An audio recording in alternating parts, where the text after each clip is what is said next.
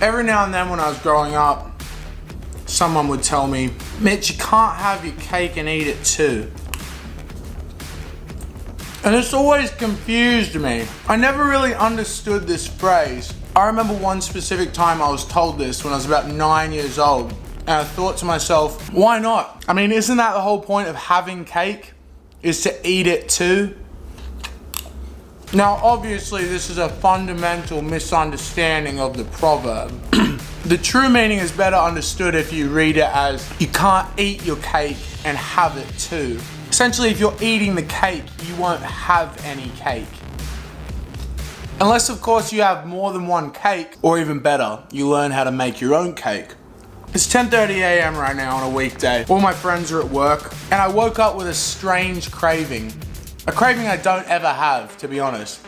I can usually take it or leave it. But this morning in particular, I woke up with a strange craving for cake, but it's only 10 a.m. So I figured, well, I can't have cake, it's 10 a.m. on a weekday. The minute that thought popped in my head, the efficiency systems in my brain immediately shut it down. You can't have cake, it's a weekday morning. You're an adult, cake's not breakfast food.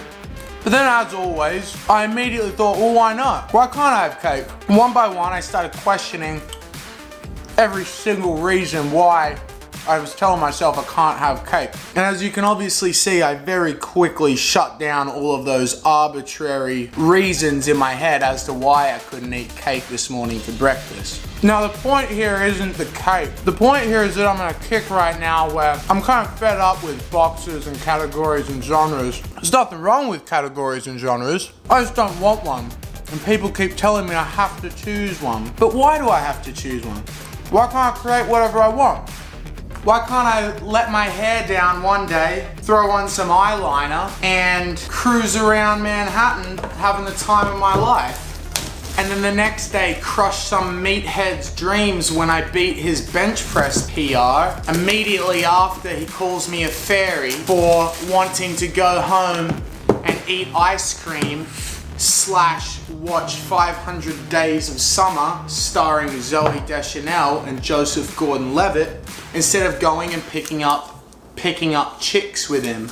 We live in an age right now where we have everything at our fingertips in terms of creative process and tools. With this right here and this right here, I can create a full album, a movie, a TV show. I can upload it whenever I want. I can share it however I want for the whole world to have unprecedented access into my life. What on earth is limiting me from creating whatever I want? But Mitch, are you an artist or an athlete? Listen, if I want to be a fitness model one day and then immediately afterwards I want to make a banger of an album, then what on earth is stopping me other than other people's opinions? And these opinions, they're arbitrary. These opinions belong in the same box as the voices in my head telling me that I can't eat cake for breakfast.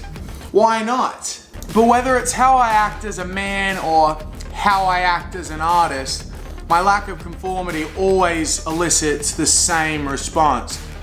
Mitch, you can't have your cake and eat it too. Yeah?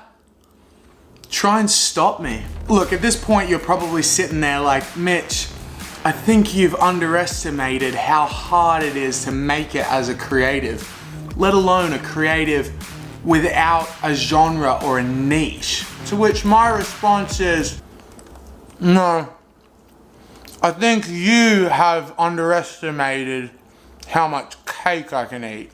Breakfast is the most important meal of the day, and I have a big day ahead of me of making whatever I want.